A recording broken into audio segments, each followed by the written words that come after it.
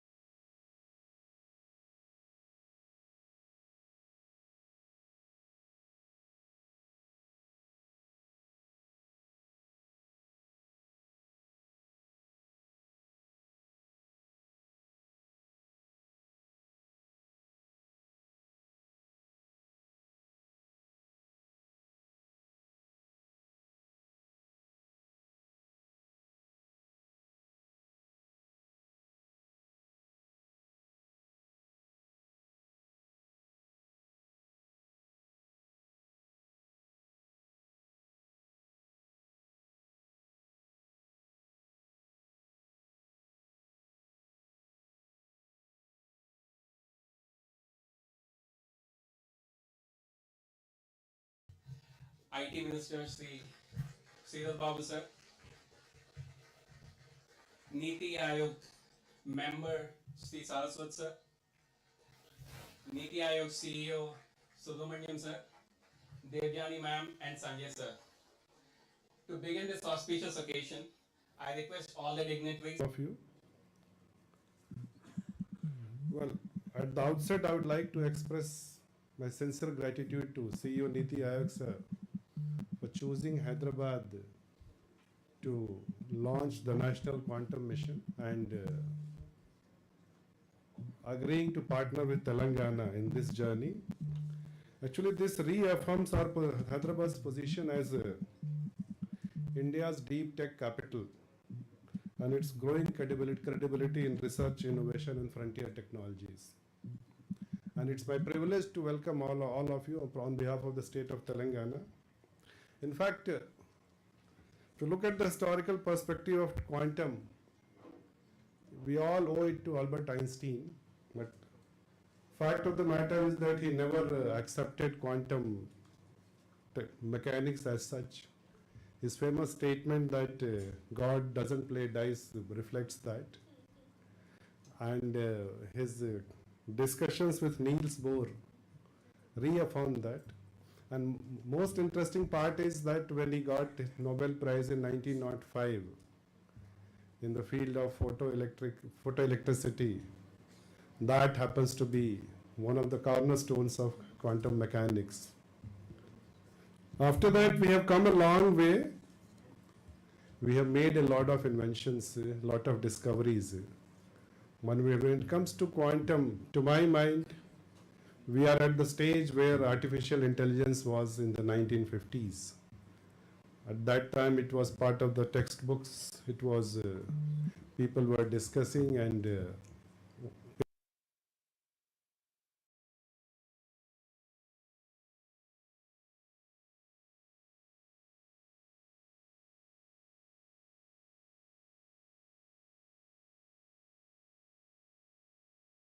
become the global technology leader. And in this context, it's a very welcome thing that Niti Aayog has prepared a futuristic quantum mission framework, which is going to shape our destiny in the field of leadership in technology leadership in the times to come. When it comes to Telangana, we have always believed that it's not just a tool, rather it is a bridge to exciting opportunities. Over the last 3 decades, Telangana has built India's most vibrant startup ecosystem, where bright ideas find the support of the government and infrastructure to become global solutions.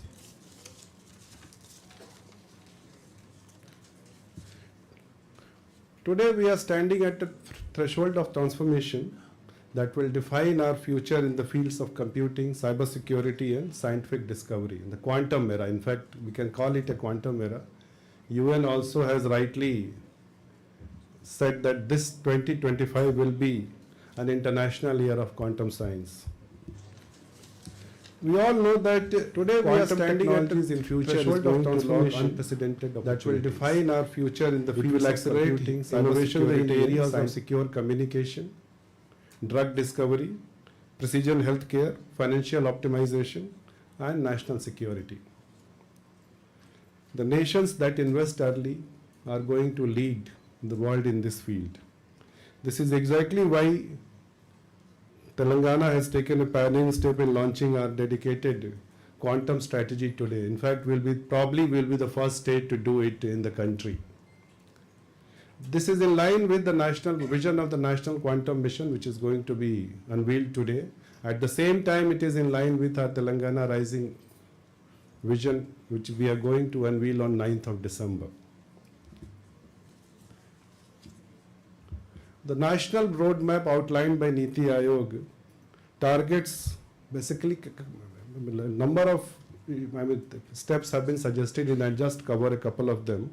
The most important to my mind is the incubation of globally competitive startups and capacity building in quantum technologies, setting up quantum thematic labs. The bottom line is that quantum is not just a scientific revolution. It is going to become the driver of economic growth, global leadership, and strategic autonomy for Viksit Bharat. We wholeheartedly commend the efforts of Niti Aayog in setting a bold direction that will shape India's technological leadership in the times to come. When it comes to our Telangana strategy, there are mainly 6 pillars what we have worked on that. First one is research and innovation and collaboration with mainly 3 pillars: academia, research institutions and industry partners. Skilling and making our workforce future ready for that, that is the second important aspect. Enabling the startup ecosystem in the field of quantum technologies. Adopting into various sectors where we can find the solutions of the problems which citizens face in their day-to-day lives.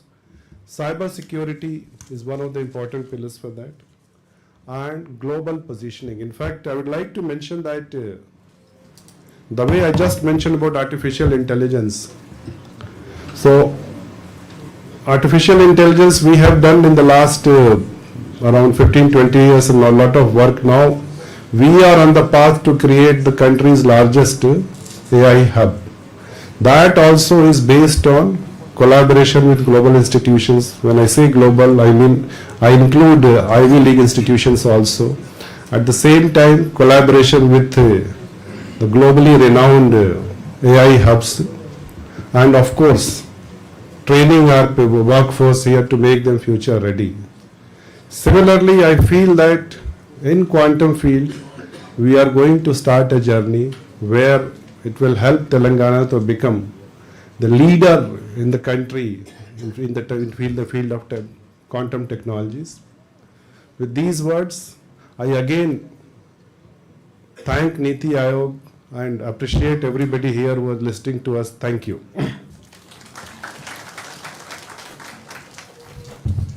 Thank you, sir, for your kind words.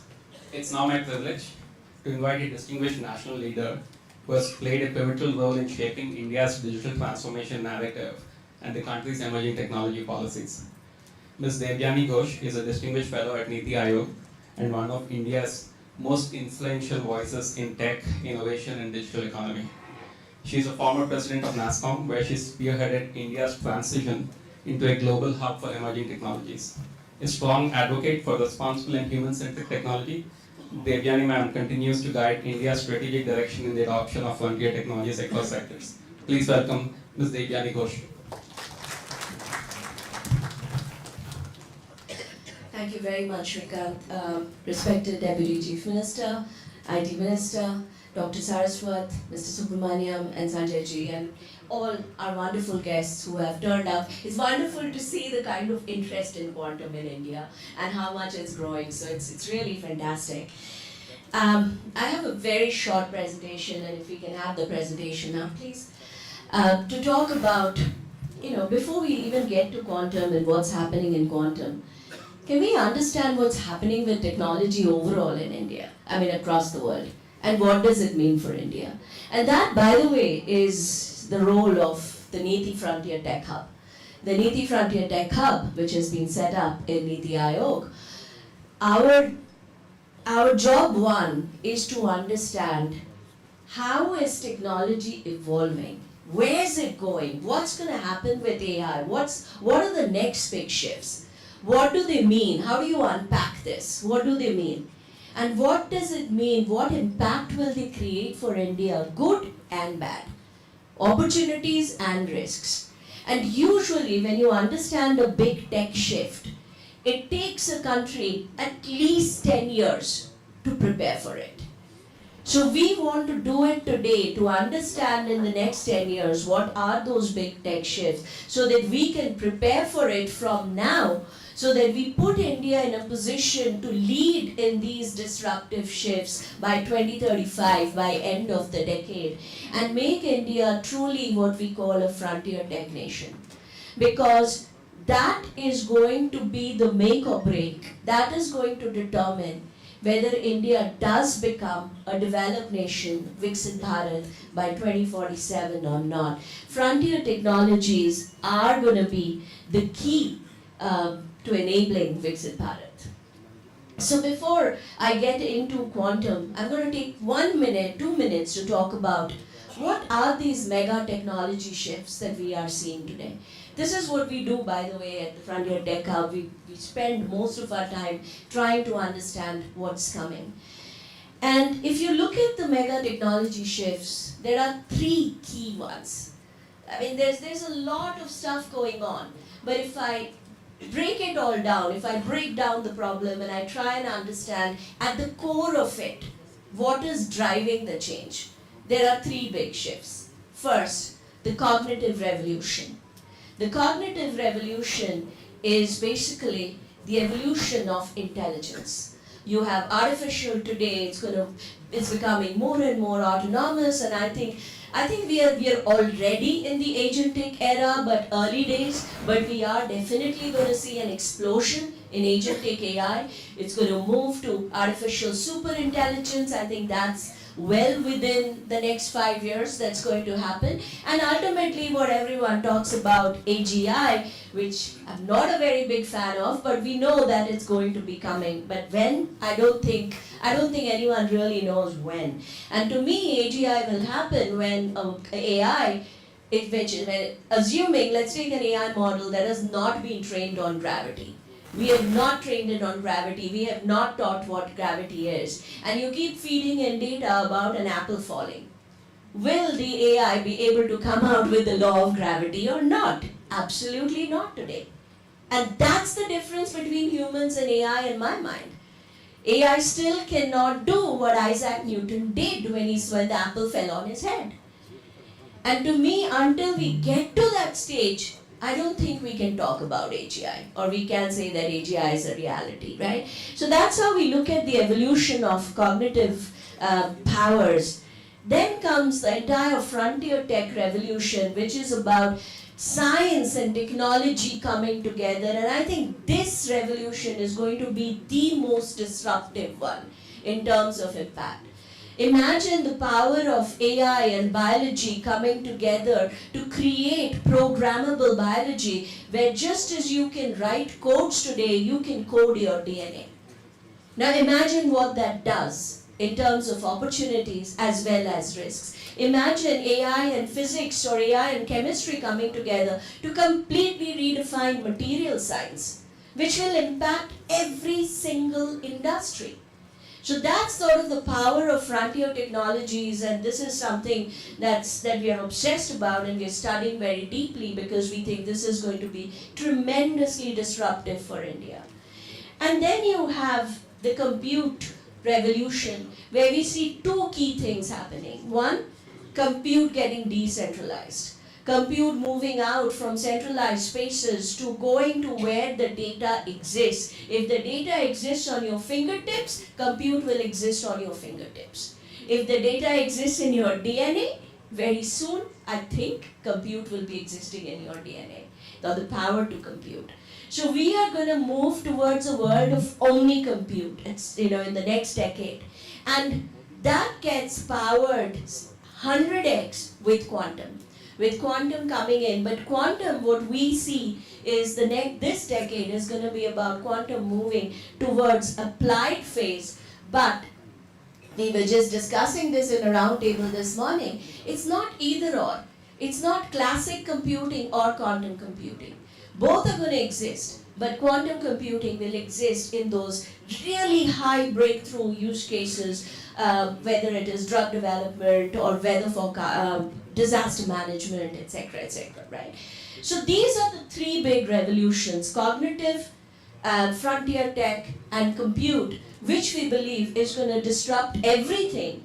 But the biggest disruption is going to be on what we call global superpowers or technopolitics. I think the biggest disruption is going to be the geopolitical landscape, where the control of supply chains in each of these areas. Who controls AI supply chain? Who controls rare minerals? Who controls bio? And that's the job of control of supply chains is going to decide. Understanding these shifts and then trying to figure out what is the impact of these shifts on four things: the citizens, jobs, education. We've just published a roadmap on how the AI, forget about anything else, how just productivity gains from AI is going to completely disrupt the job landscape in India.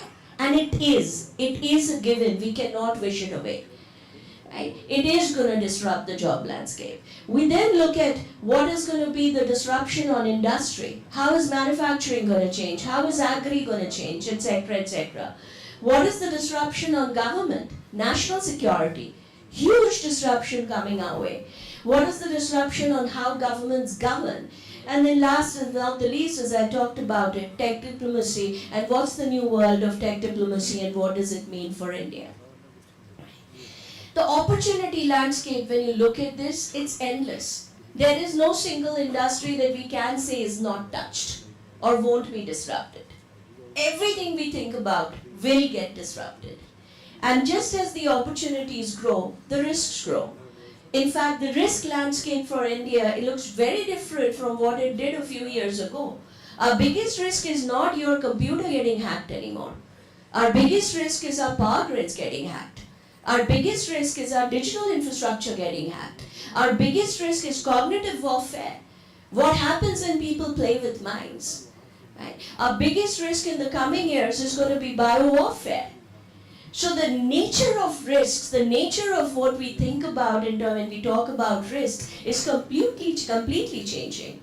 Our biggest risk is also silos within India that stops us from getting the maximum impact out of our technology strategies and plans.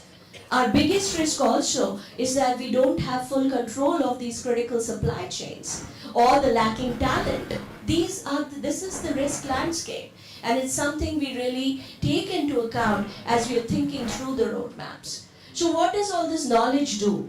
This results in what we are building out 10-year roadmaps. And if you go to the NITI Aayog website, look for Frontier Tech Hub, and within that, all of this is available for you to download. But every piece of work we are doing. But we have now looked at what is going to be the impact on economic growth. And as economies grow, we can't forget the grassroots. There's a huge 490 million informal workforce sector, 90% of our workforce. Who thinks about AI for that sector? Nobody.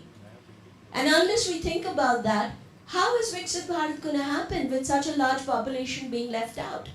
So we've come out with a roadmap to cover that sector. We've looked at manufacturing. We've come out with the agri roadmap. We've come out with the jobs roadmap. And today, we're really thrilled to come out with the 10-year quantum roadmap. We have the quantum mission, which got launched in India, has really set a very strong foundation for India, if we get our act together, not to play catch-up, but to leapfrog into a leadership position in quantum. Now what we do today and in the next few years is going to determine whether we achieve that leadership position or not. And this roadmap, which we are launching today, tells us what are those priorities we need to focus on. And this work that we do is not possible without the best minds in India.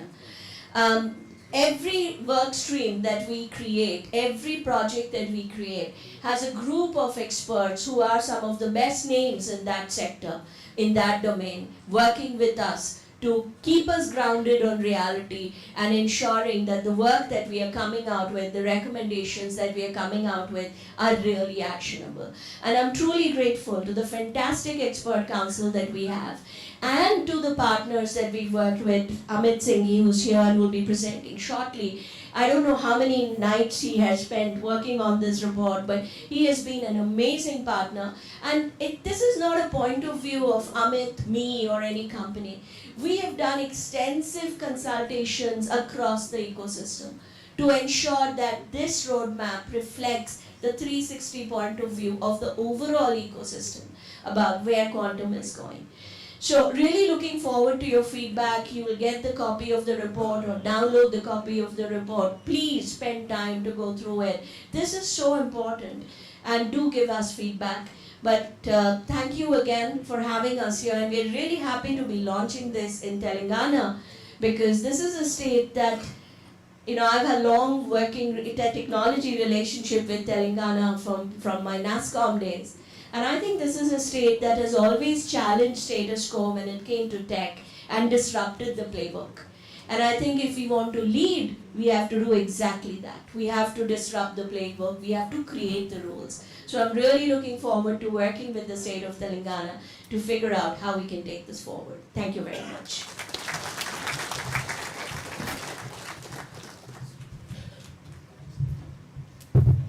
Thank you, ma'am. We now move to the technical presentation on the findings and recommendations of the National Quantum Roadmap by Amit Singhi. Amit Singhi is a director of IBM Research India and Chief Technology Officer of IBM India South Asia. He sets the strategy for forward-looking innovation across hybrid cloud, AI, quantum, cybersecurity, and sustainability. He holds a PhD from Carnegie Mellon and is an alumnus of IIT Kharagpur. Please welcome Dr. Amit Singhi.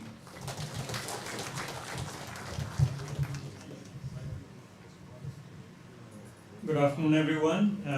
It's a pleasure to be here at IIIT Hyderabad. We've had a long relationship as an institution and also personally. I was here a couple of years ago, the 25-year anniversary, so it's great to be here for this important milestone. And thank you to all the distinguished guests and the audience here. I have a presentation, if that can be brought up, then I'll give a summary of what's inside the report. You should definitely find it online, download it and read it. Like Ms. Devjani said, there's a lot of great input from the expert council. Also, we did many consultations beyond that with subject matter experts across startups, academia, industry, government, and all of that is consolidated into the report. I want to thank my partners in crime. I think some of them are here. Chandrika Dutt from Avasant, Daya Sindhu from Itihasa, and Sheshashayi also from IBM, and several others who worked actually with me. It was not just me on the night oil, but them too. With that, let me go forward. What we did first is we tried to envision the state of quantum technology 10 years from now, saying that 2035 is a very good milestone to think about because that will set the stage of where we can go beyond to 2047. And if we envision where quantum will be globally and try to align with that where India can be and how can India build opportunities with respect to that state of technology, that gives us a good grounding. And so we looked at these four verticals. Quantum sensing, we expect that there will be applications of quantum testing deployed across sectors such as defense, oil and gas. In quantum computing, we expect algorithms that have advantage and working with classical, with quantum centering computing, with systems that have more than 100,000 qubits. In quantum communication, we expect QKD-based systems deployed in early production. And we also expect in quantum materials and devices, a variety of different devices and materials being used broadly, whether it's single photon detectors and sources and other kinds of things. So this is not just an India statement, this is a technology vector statement, right, based on all the things we heard from the experts. When we looked at this, we felt that we had to analyze the domain in two dimensions. One is the stack. To make this technology happen, what are all the parts of the technology stack that have to come together to get to this point in 2035? And this was a great view of the technology stack that talks about the hardware layer, including materials and devices, the supporting non-quantum hardware, and also the quantum and classical software that brings that hardware alive. On top of that, you have the providers who package this hardware and software into consumable products, whether those are cloud services, quantum computers, algorithms, and so on. And then at the top, you have the users, the applications, and the consumers where the value gets created at the end of the day. And it's important for us to understand the stack and extremely important for India to have control points at every layer of the stack. That's why this is important, because if you have a hard dependency and you're missing at any of the layers, that means you're susceptible to any shocks in the system. And it'll be difficult for us to scale up. We also looked at it horizontally in terms of the value chain. The stack is how the tech comes together, value chain is how the value flows, all the way from technology providers to hardware to algorithms, applications, and use cases, and the surrounding ecosystem, either the IP ecosystem, regulatory ecosystem that supports it.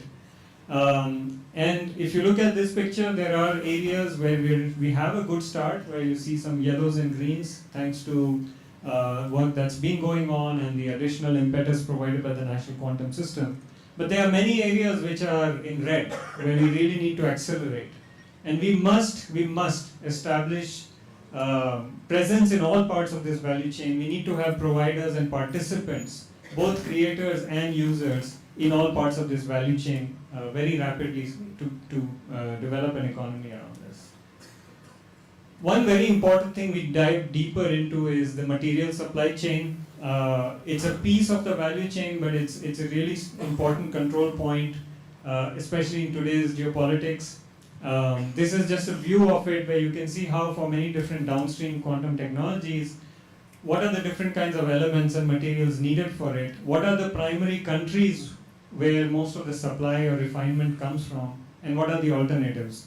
So this really tells us that we need to become one of those countries, at least in some of those areas, by developing our own indigenous capacity of mining and refining, and we need to establish resilient trade frameworks that allow us to have a consistent supply where we don't have that presence.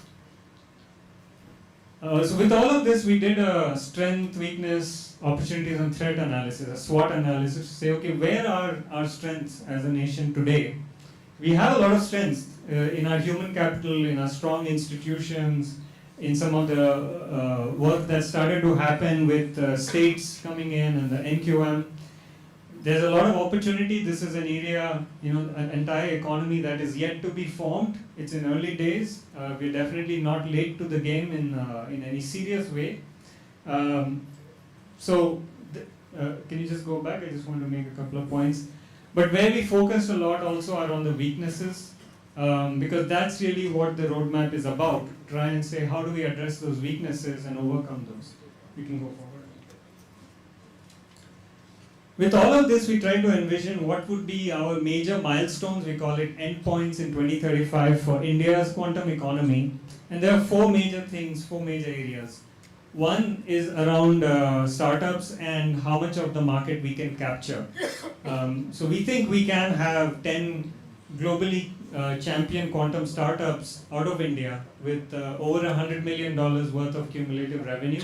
If we are aggressive, if we execute on this roadmap immediately, and we can capture 50% of the software and services value in quantum. Second, we think we need to become Atmanirbhar in quantum by having control points in the global supply chain that we control.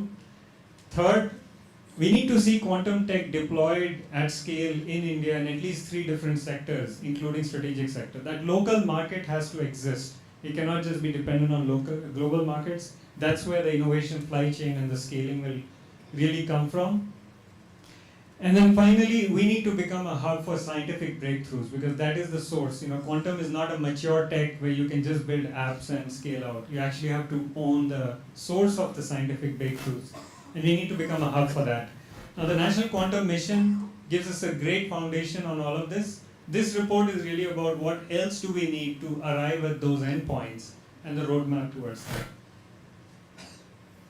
Now, we looked at this and we said, okay, we have some strengths, but we have some things that are restricting us. We call these unlocks that are needed.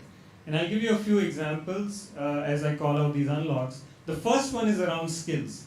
If you look at some of the data here, India actually has the second largest user base using quantum computers today. Right? So that's really exciting. That shows the potential that is there in our youth, in our engineers, in our learners and our teachers. But if you look at how much of quantum computing time they are using, we fall down to 11th. That shows that there's something restricting that potential, right? That's an area we have to unlock. Second is around the industry readiness. Do our companies, the large companies that are not quantum, not technology companies, understand what quantum is about, how to use it, how to develop their business towards that? Today we are not there. If you see, we are actually 5th in the number of startups that we have in the country, which is not bad. But if you see the private investment going into this area, we fall down to 15th. Again, shows the potential that's there, but we need to unlock something.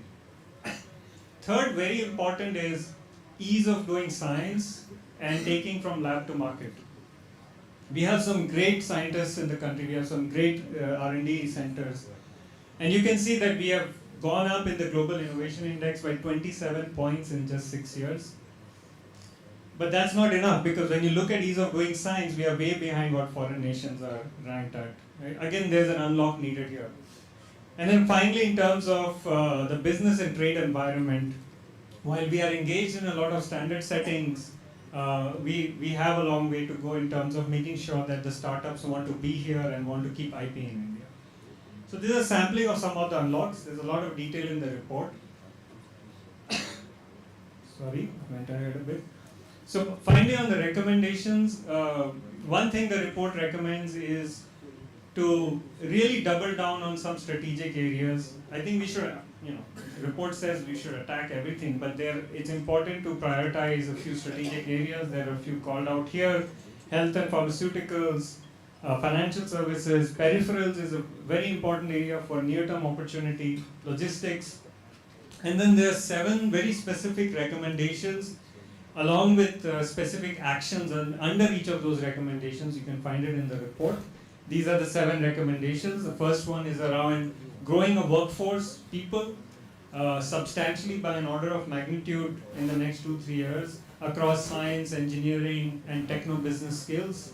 The second is to really increase industry's awareness and investment in this space, making them co-developers along with the researchers. The third is improving this ease of doing research and accelerating lab to market in India. And the fourth, which is really important but it's kind of subtle, is building more risk-taking mindset in our funding agencies and in our research institutions, making it easier to really go after risky projects and reward people who actually step out of their comfort zone and try to do risk-taking. The fifth one is making Indian domicile very attractive to startups. We should be seeing more than 90% of our deep tech startups wanting to domicile and actually domiciling in India rather than elsewhere, so that the IP stays here. That's a target we really need to shoot for. We need to engage with global standards bodies. I found in the study that we do that. However, there's a need to take leadership to really be a lot more proactive, make sure industry and startups are also represented in those standards conversations, so that the products that get developed in India have very good market access at the end of the day. And then very important is to ensure strong trade relations, which are resilient to all of the dynamic things that happen today, so that for the long term we have an ability to be resilient as far as the supply chain and the market access goes. So that completes it. I want to just flash this one slide at the end, acknowledging all the people who provided additional input and the task force that worked on this report. Thank you.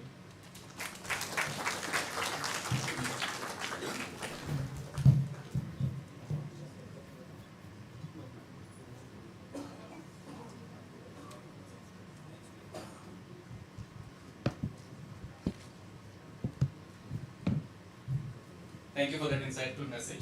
We now invite our in-person expert speaker, Dr. Kasturi Saha, Associate Professor, IIT Bombay. She leads the QMED Foundation in Quantum Sensing, Imaging and Meteorology under the National Quantum Mission. A Cornell PhD, she has contributed to the advancement in nonlinear optics and quantum sensing and has undertaken postdoctoral work at MIT. Her recognitions include the INSA Associate Fellowship, the DSP Inspires Fellowship, and many others. Please welcome Dr. Kasturi Saha.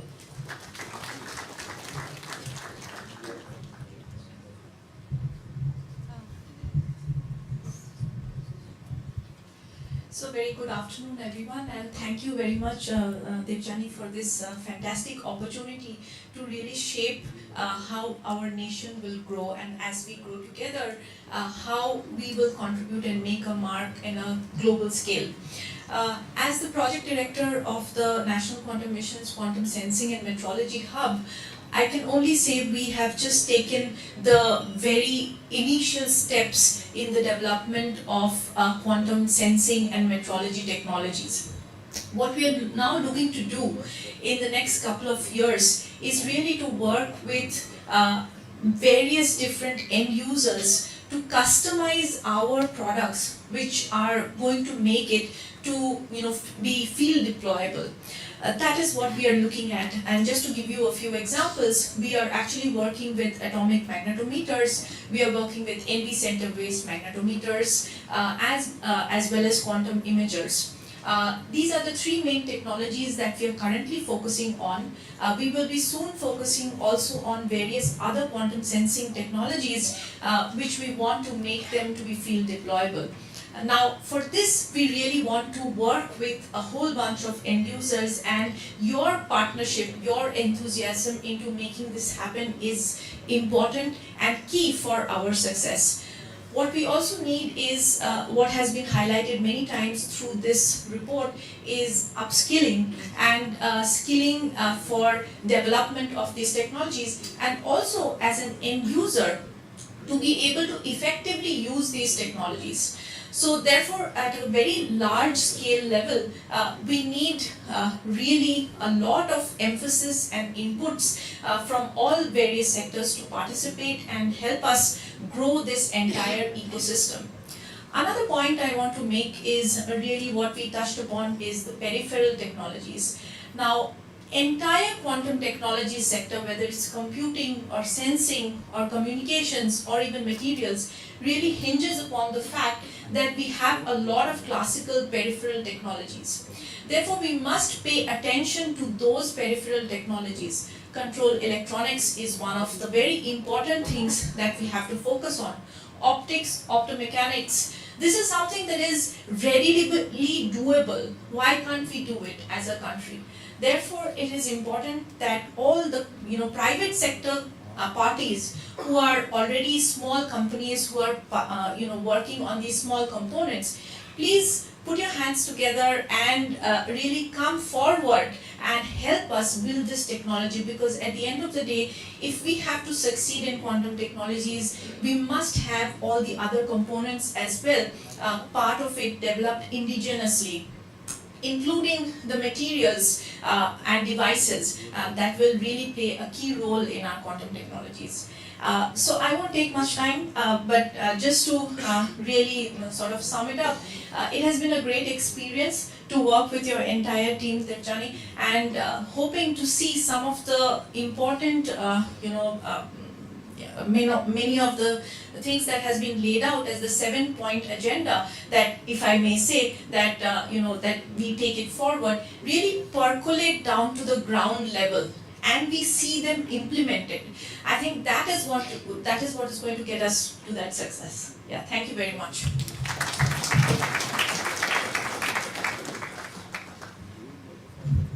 Thank you, ma'am. We now have a few, two small videos of distinguished experts who had shared their inputs into the National Quantum Mission. Can you please play them?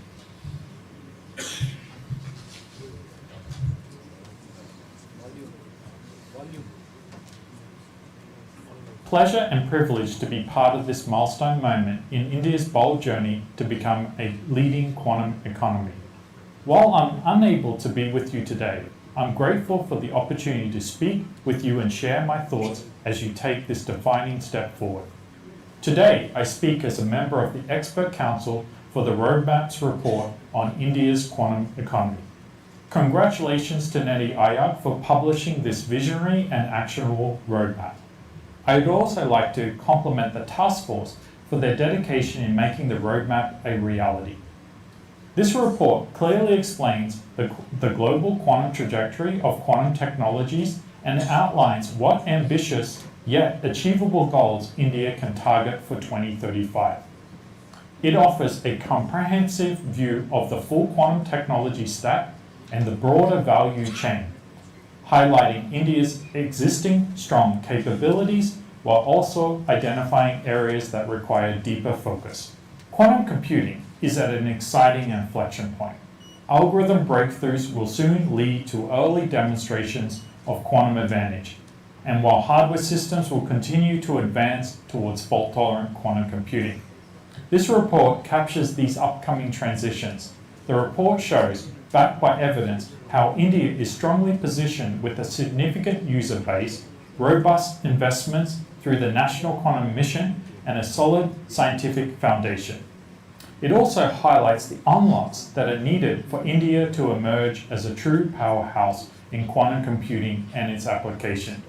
India has a distinct advantage given its strengths in mathematics, computer science, and software engineering to not only pioneer new quantum algorithms, but also build complete solutions that integrate quantum computing, high-performance computing, and AI to drive real-world impact. I'm especially pleased that the report goes beyond analysis. It moves directly into action. The recommendations on workforce development, fundamental science, and industry engagement are concrete and forward-looking. I believe that these steps create the right conditions for India to cultivate the right ecosystem to produce globally competitive quantum technology products and startups.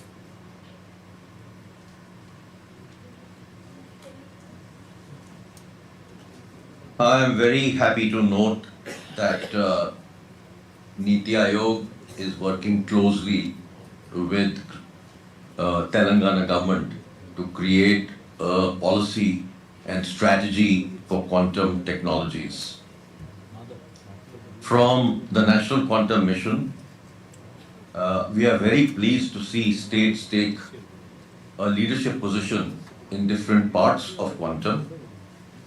And the node that has been created and the strategy that has been created looks very, very promising.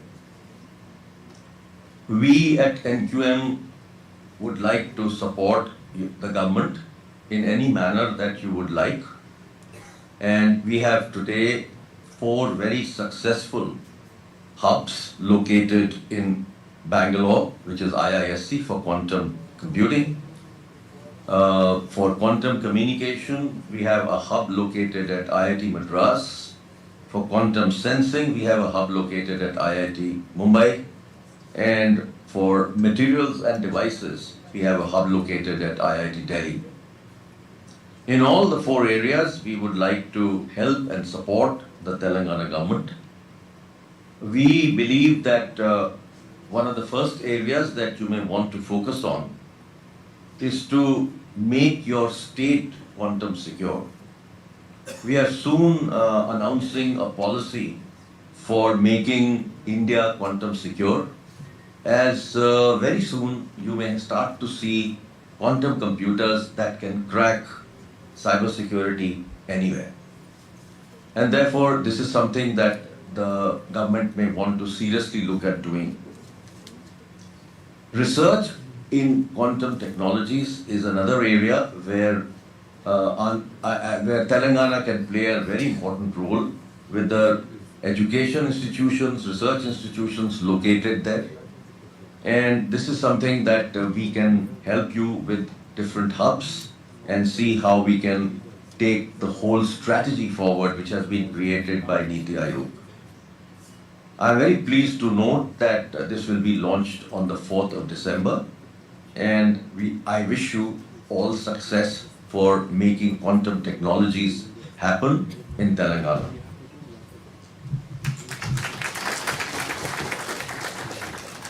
We now proceed to the formal launch of the roadmap for transforming India into a leading quantum-powered economy. May I request the dignitaries on the stage, as well as from the audience, Dr. Amit Singhi, Dr. Kasturi Zaha, to join for the launch of the quantum roadmap.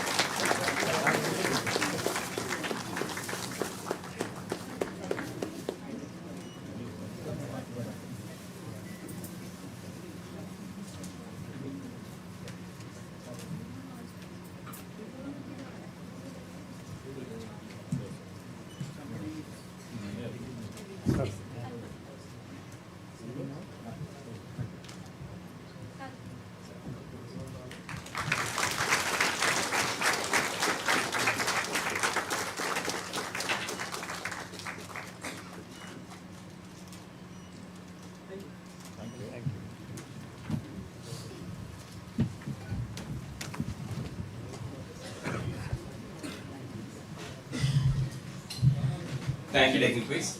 We now proceed to the formal launch of the Telangana Quantum Strategy. Before the launch, here's a brief video that introduces, that captures the pillars that we have, which are important for the Telangana vision. The Telangana Quantum Strategy takes on what the National Quantum Strategy starts and builds on key foundational pillars, which are innovation and commercialization, skilling, workforce development, startup ecosystem enablement, sectoral adoption, cybersecurity and quantum resilience, unified by global positioning and ecosystem partnerships. Can we please play the video?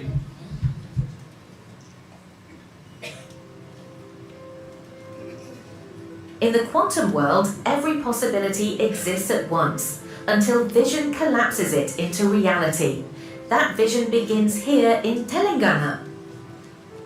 The government of Telangana presents the Telangana Quantum Strategy, framework for research, skilling, innovation, and economic growth.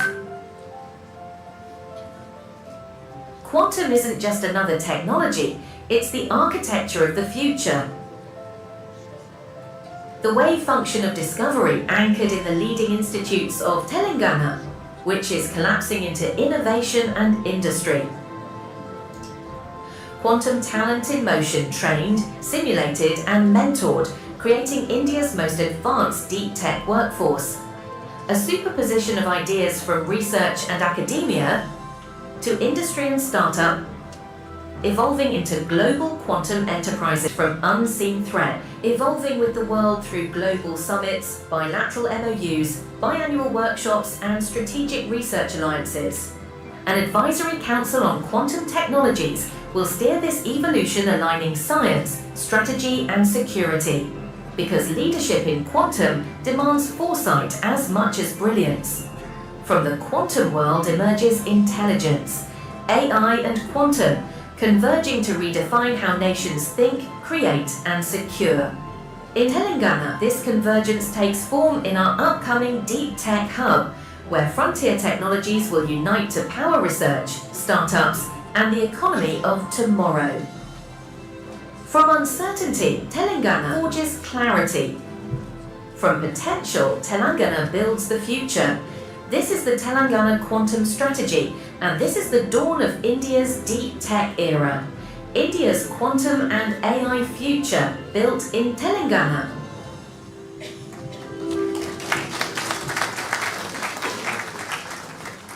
The Telangana Quantum Strategy is a result of sustained effort, engagement across academia, startups, government institutions. It captures some of the insights that we have. And may I request, in addition to the dignitaries on the stage, from the audience, Shri Bhavesh Mishra, Deputy Secretary, Government of Telangana, Professor Indranil from IIIT, Ms. Reena Dayal from QETCI, and the emerging tech team to join us for the launch of the Telangana framework.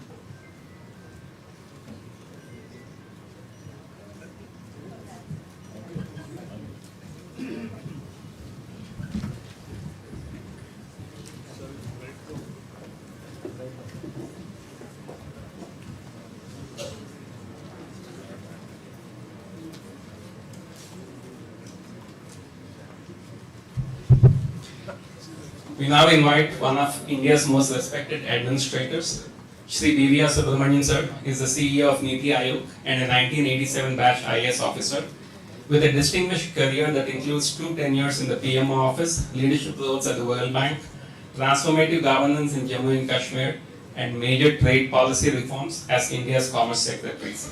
He holds advanced degrees from London Business School and the World Trade Institute, Bern. Please welcome Shri Divya Subramanian sir.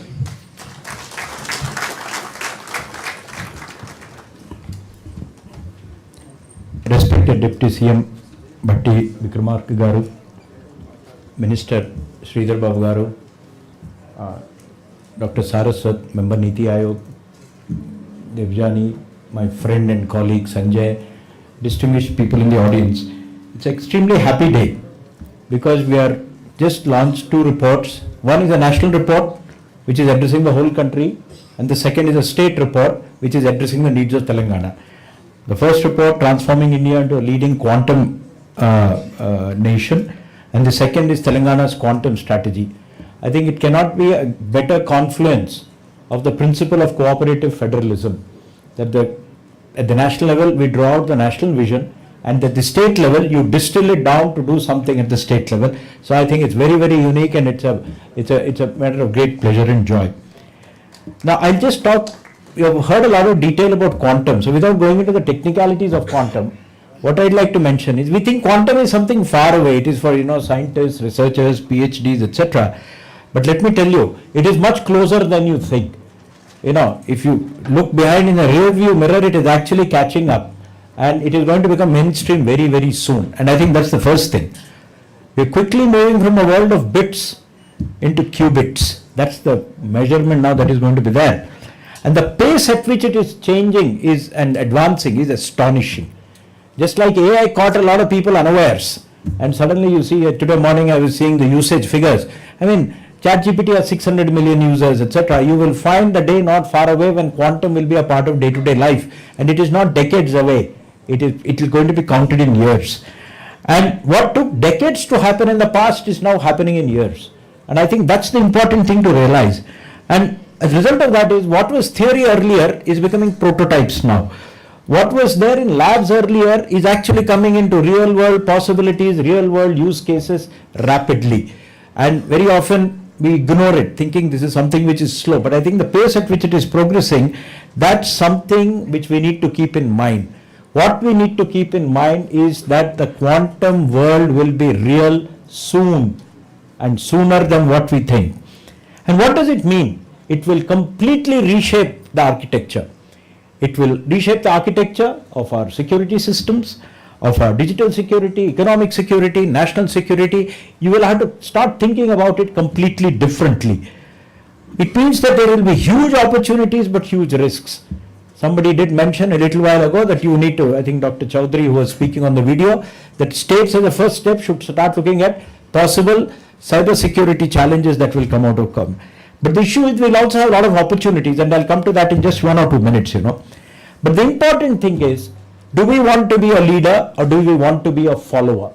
The countries that will lead will set the standards, they will define the new roles, and they will take advantage of products, processes, trade, and it will all benefit the economy.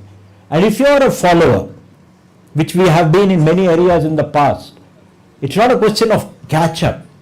We will actually become dependent on others because it's so fast evolving, there is no catch up. You better be a leader. And the dependency is not just going to be dependency in an economic sense, it is actually going to be a dependency in terms of security. So I think quantum is something we should pay attention to. And the question here is, it is not a question of whether we do quantum. The question is not whether we actually engage and actually master quantum, it's actually how fast we do it. So I think the question is no longer about do we have a choice. There is no choice about it. It's a question of how rapidly do we engage with it. And because quantum is sitting at the intersection of multiple fields, physics, artificial intelligence, material science, cyber, all of them are converging all around this quantum thing, and that's very, very important. The good thing is, and it's very good, and it holds good for Hyderabad, and I'll come to that in a minute. India is strongly positioned to take advantage of the quantum revolution. What are the ingredients that are needed, You need a strong software talent pool. Luckily, we have that. I'm not saying that all of them are quantum ready, but we at least have a strong base to build on very, very fast. And it's undeniable that if we pay the right, attention, we can actually be the strongest as far as the talent pool is concerned. We also, luckily, have a strong base of quantum scientists because we are still in the research area as far as many parts of this field are concerned. And we also have a strong quantum, a very strong entrepreneurial startup setup. So that's the second thing. And the third and most powerful thing which we have in India is we have first-rate digital infrastructure. So the three things are, you need good scientists, you need good software talent pool, and you need digital infrastructure. And if a particular city wants to become a leader in quantum, it also requires the three things: talent, software pool, scientists, and good digital infrastructure. And then it can become leader. And that's what the National Quantum Mission has set out to do. It is not very old, 2023, just 2 years. And we have come quite some distance. Dr. Chaudhary, who again you saw in the video, is associated with the National Quantum Mission, and it's given us a solid start. But I think we should have very ambitious goals. I think the national goal, and it comes out in a report, that by 2035, 10 years from now, India should be one of the top 3 economies in quantum. I mean, nothing less than that would do. After all, we are the 4th largest economy in the world today, soon to become the 3rd largest economy in 3 years' time. Should we also not be a top 3 quantum economy? If you look at the amount of R&D money being invested in quantum, we are still about 7 or 8. Even Australia is spending more money on quantum than us. We will have to bump it up, and I think the government is committed to bumping it up. So we should aim to be the 3rd largest economy. And it's not about gradual incremental growth. It should be an exponential leapfrog growth. You just jump and go and take the lead. So we should move from pilots to platforms. We are no longer to be at the pilot stage. Quickly move from pilot to platform, that's important. Research should be commercialized fast, so that actually there are end-use products that people can use. And last but not the least, and this is a big, big problem, what we need is not isolated efforts in little cubicles, but coordinated ecosystem-wide effort across the country, across the state, across cities. And here the role of states is very, very important. Why? Who creates the talent pool? States. Where are all the research institutions located? In states. Digital infrastructure is all localized. It's in states. So if you provide the right ecosystem, any location can become a leader in quantum. And that's why Niti Aayog chose Hyderabad as the place to release a national report. The audience of that report is not Hyderabad, it's the whole country. But I think this city has all the ingredients to become a quantum city if it wishes to. And with the right set of policies, Hyderabad can become a quantum city. What does it mean? It's not just being top 3. There is money behind it. There is a huge economy that's going to follow from there. And therefore, the Telangana quantum strategy, which has just been released, is actually the first step. It shows the determination which a committed, proactive state leadership can do if it wants to actually take. The fact that Telangana has taken cognizance of the existence of this field, come out with a quantum strategy, the next step is it should not remain in the books, it should get rolled out. And get rolled out in the field, Hyderabad can be the quantum city of India if the right efforts are made, and that's a fervent desire and that's a wish. You need to focus on research, need to focus on skilling, and you need to focus on innovation. And I think again, the basic ingredients are here. Also, the good thing with the strategy is it kind of synergizes with what the national strategy is. You see, you can't have, ants pulling a grain of rice. They all go in multiple directions. A lot of effort is wasted. If things are actually, everybody pulling in the same direction, you actually achieve more. And I think the Telangana strategy is in alignment with the national strategy, so you can actually deliver results much faster. The Niti report is actually very bold. When you say, I want to be the top 3 economy in quantum economy, it's a very bold statement. But I think it's a doable statement. It's bold, but achievable. India has a globally competitive base. India has a globally competitive, digital infrastructure. And what we have set as a goal in that report is 50% of the global software and services industry that comes out of quantum should be in India. We are early birds. If we do it, just as India rode the IT wave. What you see all around this particular place is a result of the IT wave. It began early 2000s and we built. The second wave was the GCC wave. That also, and actually Hyderabad has actually become a leader. It's gone ahead of many cities as far as GCCs are concerned. There's no doubt about it. If you look at IT, there are about 8 cities in India. But if you look at GCCs, there are only 3 cities in India. So you are one of the 3 from one of the 8. So I think in quantum, if you take the right steps, this country can benefit and the city of Hyderabad can also benefit. We should also quickly move towards integrating quantum solutions in healthcare, in defense and security, in energy. It has uses everywhere. So I think the city can be positioned, the country can be positioned. And India at the national level should become a partner of the global south. I think that's one of the biggest achievements of India is what we do is applicable all over Africa, Central Asia. So what we do in India, we can actually help other countries also adopt quantum. So with this, I'd only like to end saying time does not wait for anyone. The quantum revolution is not going to wait for you. You have to go out and grab it. And I think today is the first step in going ahead and for us to make the right moves to grab this revolution. I'm sure that with the talent that is there, the infrastructure is there, and most importantly, the willpower that is there, India can be a top quantum nation, and the city of Hyderabad can be a quantum city of India. Wish you all the best. Thank you. Thank you, sir, for those inspiring words. We definitely look forward to Hyderabad being the quantum capital, if you will, of India.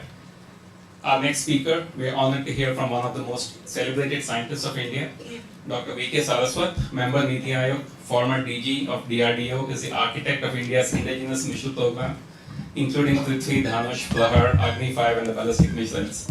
His contributions span cybersecurity, silicon photonics, hydrogen ecosystem, alternate energy, and national transportation frameworks. A Padma Shri, Padma Vibhushan awardee, he continues to guide India's strategic scientific direction. Please welcome Dr. Saraswat. Namaskar. Very good afternoon. Honorable Deputy Chief Minister of Telangana, Shri Bhatti Vikramarka Mallu Garu, Dr. Sridhar Babu, the Minister for IT, my dear friend and colleague, Dr. Shri Subramaniam, another friend and colleague, Sanjay Kumar, and Ms. Devjani Ghosh, who has been pioneering the frontier technology agenda in Niti Aayog and has done a wonderful job by collating and coordinating this particular report which has been released today. Congratulations to the team which has done a wonderful work, and I have the opportunity to go through this report and I found it absolutely wholesome. It really lays down the roadmap for what India should do. And I fully endorse the views of Mr. Subramaniam that while we may be doing more, but we can do it. It is possible. Why quantum matters today? Because quantum technologies are transitioning rapidly from what used to be a theoretical construct once upon a time to engineered systems. I only can give you one simple example. Our national quantum mission is only 2 years old, not even 2 years old. But our industry, our startup companies have already started talking of 25 qubit, 50 qubit computers which are coming on front. So there is a significant amount of progress that is being taking place. World over, if you look at it, I think people have already reached more than 100. So the construct is what is important. And it is not just one domain. It is computing, it is communication, it is sensing, it is materials, and I will not underrate and leave out simulation. Globally, countries have invested huge amount of money, $10 billion, and racing towards quantum advantage. We have to also look at where do we stand with respect to this kind of an investment. Basically, this technology will determine the competitiveness across artificial intelligence, cyber security, drug discovery, even the chip design tomorrow, climate modeling, national security, and advanced manufacturing. All of them will be part of this. For India, I must say the quantum capability is vital for technological sovereignty. We cannot, as Mr. Subramaniam mentioned, we have been doing catch-up. I think we have to come out of this catch-up game. We have to be in the leading position, and for that this technological sovereignty has to be achieved. We have to be strategically independent, and we should be able to achieve through this the economic security. While the report has done tremendous amount of work in terms of doing SWOT, strength, weakness and threat analysis, I fully endorse some of those views. But India has entered this era with a strong STEM talent what we have today. We have deep software engineering capabilities and a globally respected and robust digital public infrastructure. In fact, when I presented that in one of the seminars in France, I think it was appreciated the kind of India tech what we have today. It is something unmatchable. The National Quantum Mission is a good exercise which has seeded research hubs, communication pilots, materials programs, and early computing experiments. One of the hub leader, madam, has already given presentation, and in fact she is doing wonderful work. The kind of work which is being done on the quantum sensors. Madam, I want to mention to you that when I was secretary DRD, not even secretary, even scientist working for developing the missiles, in those days in 2004, 2005, we were talking about atomic interferometry gyroscopes for meeting the long range requirements of the missiles and all that. At that time, nobody was talking about quantum. 2004, I don't think we had anything about it. But the physics was known, and we knew that this kind of a sensor can be developed. Very happy to know that you are doing a magnetometer today. So this is the kind of a thing that will certainly drive the agenda. Indigenous development of superconducting qubits, photonic processors, and cold atom systems is progressing in the laboratories. TIFR is doing a wonderful work. Vijay Raghavan's team is developing the system. But I think we have to change our track in that. I was reading recently an article where the UK team has developed a system in which the entire quantum portion is separately put on underground and rest all is in the 19 size racks where the entire control is coming, entire detail. It looks as if you are not working on a quantum computer, you are working on a typical digital HPC or something like that. I think we'll have to look at some of these configurations which are emerging across. Our department, some of them have done wonderful work. For example, ISRO has demonstrated the satellite-based quantum key distribution which positions India among the few nations capable of secure quantum communication. ANRF has an agenda for doing high-end research in this particular race. Other initiatives are taken by MIT and DRDO, which reinforce the national effort to create a secure quantum communication backbone. These form a strong foundation. That means these are areas in which work is going on and some leadership positions are going to be achieved. Taking clue from what India's quantum vision from 2035, I think the report also covers, and many of you have talked about it. We should be able to build about 10 plus globally competitive quantum startups, and each with significant revenue and global standing. That should be one of our mission by 2035. We should be able to achieve over a 50% share of the global quantum software and the service market. Deploy quantum technologies across at least 3 major sectors, including strategic sectors like defense, health, chemicals, petroleum, and finance. We should be able to attain strong control over critical points of global quantum supply chain, making India a net exporter of quantum hardware. As somebody was talking about, we should not be only looking at the basic quantum thing. The peripherals are very important. We can actually bring peripherals at the same speed levels or equal to, or some of them, which will match very closely in terms of accuracy, speed, and size to meet the requirement of the future quantum systems. We should be a net exporter of quantum hardware and software and hold some IPs. India as a global hub for foundational breakthroughs in quantum technology is my wish. So there are technology pathways and there are sectoral impacts. I mentioned to you about quantum computing, communication, materials and sensing from technology backbone of India's strategic advancement. And what are the areas which you are looking at? One of them is national security and quantum safe encryption, quantum key distribution networks, advanced sensors and GPS independent navigation is what we are looking at. Coming from defense, I look at it as a major requirement. And in fact, in our city and next door, close to IIIT Hyderabad, there's an institution in University of Hyderabad called C.R. Rao Advanced Institute of Mathematics, Computer Science and Statistics. The team there is already working on post-quantum cybersecurity. There's a phenomenal work going on. Quietly, some few scientists are working on that. I'm sure we have to make use of them and collaborate with them. Healthcare and pharma. I heard the talk of Mr. Krishnala the other day in ASCII. At about 3 months or 4 months back, he was talking about the use of quantum simulation for drug discovery, molecular optimization, and diagnostic analysis. Manufacturing and materials is another area which should certainly be taken care of. Cryogenics, photonics, cryo-CMOS, high purity materials, superconducting devices, and control electronics. Telangana, sir, I would like to remind you that we have opened Photonics Valley Corporation. I was associated in that particular exercise. I think Photonics Valley Corporation should be made a major hub for developing all the components and devices which go into the quantum. It should become one of the major sources.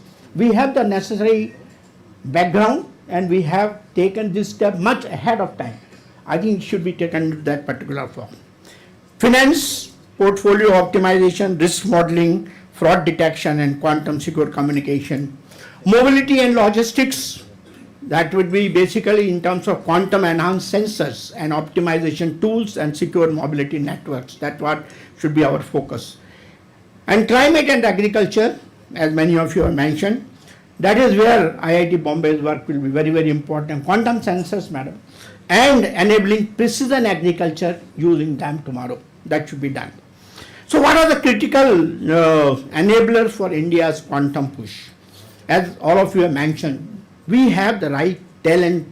Tens of thousands of quantum professionals will be needed across physics, engineering, materials, artificial intelligence, and computing. Interdisciplinary programs, industry, university pipelines, and global fellowships must expand rapidly. I think this is another demand. We mentioned about hardware, peripherals, and materials.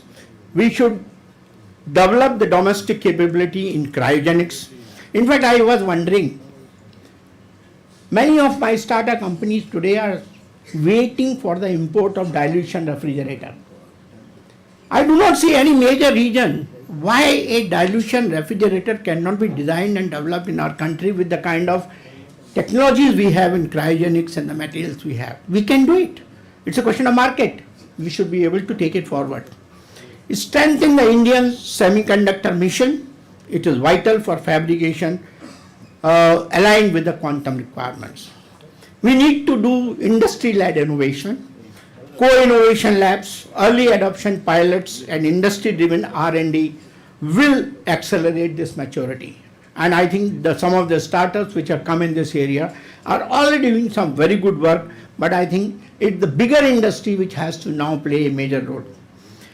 There are some innovation platforms like IDEX, which has already powered the quantum startups, building sensors and secure communication tools, which illustrate the potential of our startup systems. Another area which we need to really do it, I think we should not shy away from the fact that standards are required. If we don't do the benchmarking, the trust will not be there.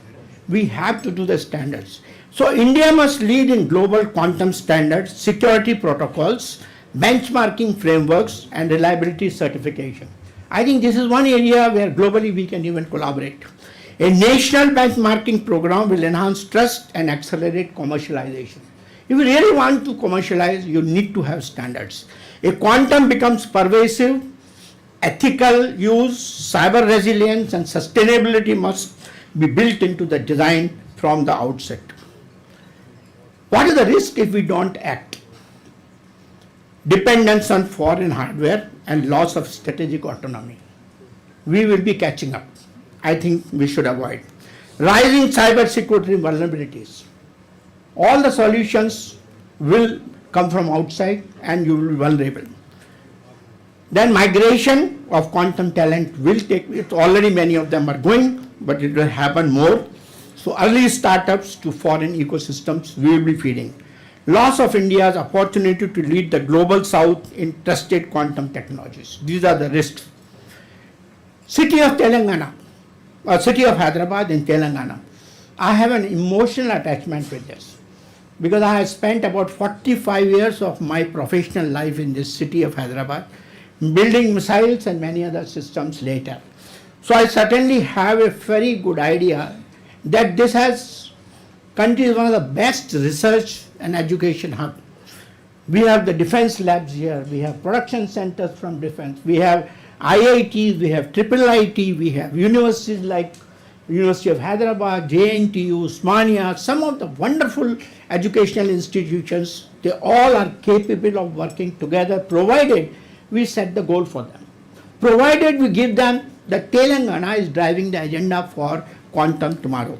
As Mr. Subramanian mentioned, we have the necessary framework. I think we have to just put it across.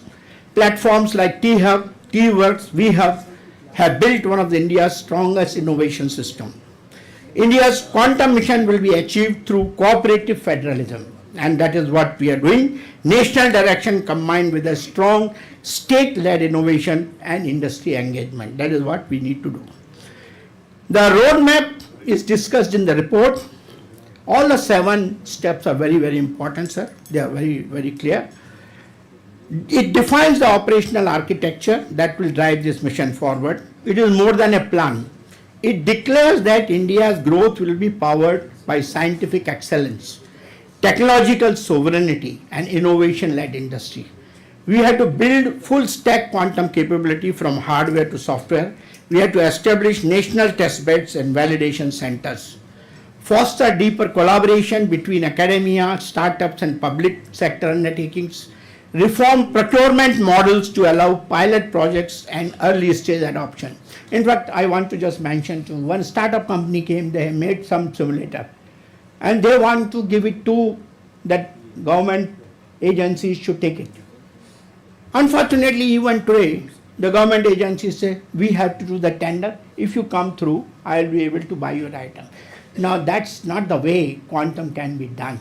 We have to support by early procurement of the systems which are developed by our startup companies.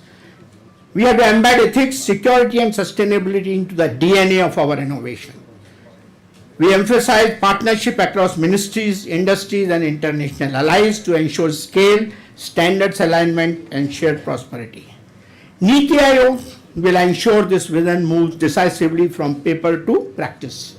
Coordinate efforts across ministries, laboratories, states, and industry. It will harmonize regulation, mission funding, and procurement models. It will catalyze private investment and international collaboration rooted in the trust and scientific integrity. It will establish monitoring, benchmarking, and evaluation framework to track national progress. With Niti Aayog's stewardship, India's quantum ambition becomes a coordinated national mission, not a collection of isolated initiatives. To conclude, I would say India now has a one-in-a-generation opportunity to shape the global quantum landscape. The time is critical. Quantum today is at the same inflection point that the internet was in the early 90s or AI a decade ago. Nations that act decisively now will define not only the technology but also the geopolitics and economic models of the future. This roadmap signals a clear intent. India will not be a participant but a nation that defines the quantum future, where innovation drives industry, science strengthens security, and knowledge elevates national pride.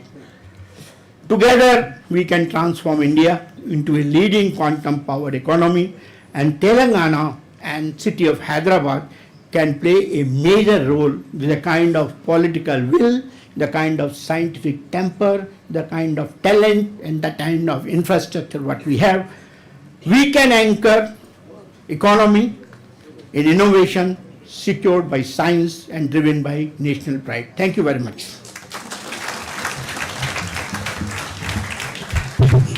Thank you very much, sir, for your kind words. May I invite now a visionary leader who has played a pivotal role in shaping Telangana's tech and industry landscape.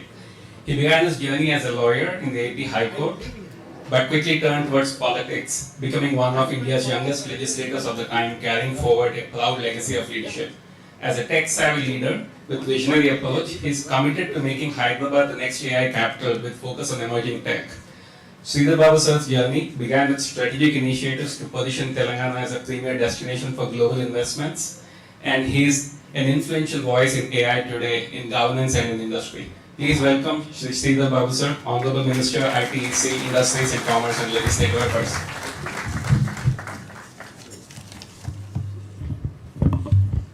అందరికీ నమస్కారం. Very good afternoon to all.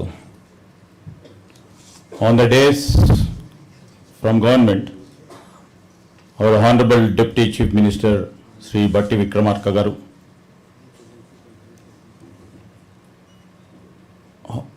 Member Niti Aayog Shri Dr. V.K. Saraswat, CEO Niti Aayog Shri B.V.R. Subramanian garu, Distinguished Fellow of Niti Aayog, Ms. Devanshi Ghosh, along with me on the days, our Special Chief Secretary, Mr. Sanjay Kumar, with my leaders from the industry, and also the researchers, scientists, and the academic professors, the director IIIT and the team over here for hosting us, and friends from the media. You know, I'm here to say, and frankly speaking, after hearing to Ms. Debjani Ghosh and Subramanian Garu and Mr. Saraswat, and also going through what Amit has given as a presentation, when Jay Gambit, Ajay Chowdhury and Ms. Shah has gave their presentations, it was absolutely insightful. For the roadmap and also telling us how to transform our economies into a leading quantum powered economies. And before I do, and before I present my government vision towards it, you know, we take pride in two Telugu men here sitting. Sir, I also consider you as a Telugu man.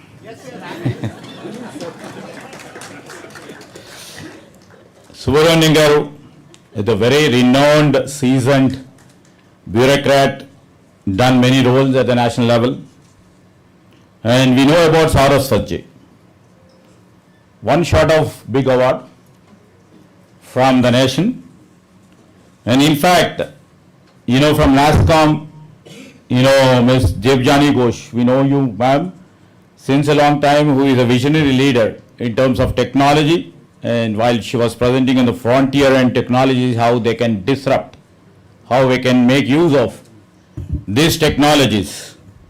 You know, in fact, you know, she spends most of her time relentlessly, you know, to further the technology map before the global map and see that the India emerges on the top at the end of 2047 by using all these technologies into city. So I would like to literally mention, you know, the young minds who are also sitting over there from IIIT and all other institutes. You know, those are the people. What we are trying to build, they will be inheriting. So absolutely, when I go back and see, this year marks the 100th years of the quantum mechanics revolution. When the quantum mechanics revolution is taken place, we have seen too much of revolution in technology terms, in terms of industry. And we have celebrated International Year of Quantum Mechanics too. And in fact, first of all, you know, when we are celebrating this 100th year of quantum mechanics, and when central government has just thought of putting a roadmap for transforming India into leading quantum powered economy, you know, I would like to thank central government and especially the Niti Aayog CEO for choosing their place like Hyderabad, a state of Telangana, to launch, the powered policy statement transforming India into leading powered economy. I thank the Niti Aayog for selecting Hyderabad, for posing trust and faith in our young talent in the grey matter. Over the period of 40 years, what we have built from 1992, if I do remember, when we laid the foundation stone in high-tech city. This marks a great transformation from the traditional moving of our economy. In 1992, when we had this occasion, nobody would have thought, when we are just trying to put this policy paper on the quantum, people would definitely have so many apprehensions. From 1992 till now, our Honorable Chief Minister, Mr. Revanth Reddy, keeps on telling that we always welcome the progressive policies, we try to build on it, we try to monetize on it, we try to excel in that. From 1992, even though the different political ideology governments were there, but on the top, the leadership took all the policy initiatives which were progressive to the next level. For example, if you can see from 1992 to 2004 and 2004 to 2014, when world was taking into a different leap, 2014 to 2023, and we are here back again in 2023, and we are contemplating till 2047 in Telangana rising 2047. But if you have seen, the great ecosystem which has been built over these past 3 to 4 decades, the ecosystem what is being told by Subramanian Garu, the great ecosystem in terms of the software, the great infrastructure, the digital infrastructure which has been created over the past 3 decades, and the great spirit of entrepreneurship and the fire in belly attitude of the youngsters who wants to excel is there in the city. That's the real reason today we are launching this big initiative. Even though there were not many cities over there, they have selected this place because of this, and we are thankful to Niti Aayog. And in fact, I have to mention here, when AI is coming to picture, many would have thought, and we can't sit back and say, let it cross by. And this is a time again, Chetavani bolte hai Hindi mein. No, this technology has literally come now. Try to get prepared, get up to face this technology, to gear up with this technology, and literally see how way best we can excel. If you have seen in human history, there have been many discoveries and many inventions, and in modern times, if you see in the past 100 years or so, how, few people on the discovery or invention of this electricity, the printing press models or internal combustion engines, transistors or the internet, now the AI, and so henceforth the quantum. This, if you have seen the consequences, have impacted the world at large in every aspect of life. If you tell about in transportation or in health or in food or in industry, you name anything, the discoveries have literally taken us to the next level. So the contribution I would like to mention is the first 100 years of quantum mechanics have changed our way nobody could have foreseen. Our forefathers couldn't have foreseen it. Currently also, the innovation in quantum technologies, as told by the elders on the days and of the days at the early stage, whether it is sensing, whether it is computing, whether it is cryptography or the other, nevertheless, the promise is enormous. When we consider a 300 perfect qubit system which shall create more states than the particles in the universe. So this is a scientific thing which is involved. 300 perfect qubit system can create more states than particles in the universe. The power of computer, if you can imagine all the researchers or the professors sitting over here, you can imagine this sort of powerful system will be the mind-blogging. We can imagine, as she rightly said, we are moving from AI, agentic AI and super intelligence, artificial systems, and comes the next level which we are imagining right now, which may be the reality. When we imagine the artificial brains powering robots, individualized programs solving personal health problems at a molecular level, and designing drugs and therapies as a nutrition, and creating materials that have not existed before, which are unimaginable, which are more efficient, which are power generated, and storage technologies, if we look, that will look mostly impossible today. How far are free from this? The turning point is definitely, with my little knowledge, I can say the reliable quantum computer, that is in the thousands to the millions of the qubits. This is not far-fetched dream. Since the inflection point is the trigger, now we will be triggering that.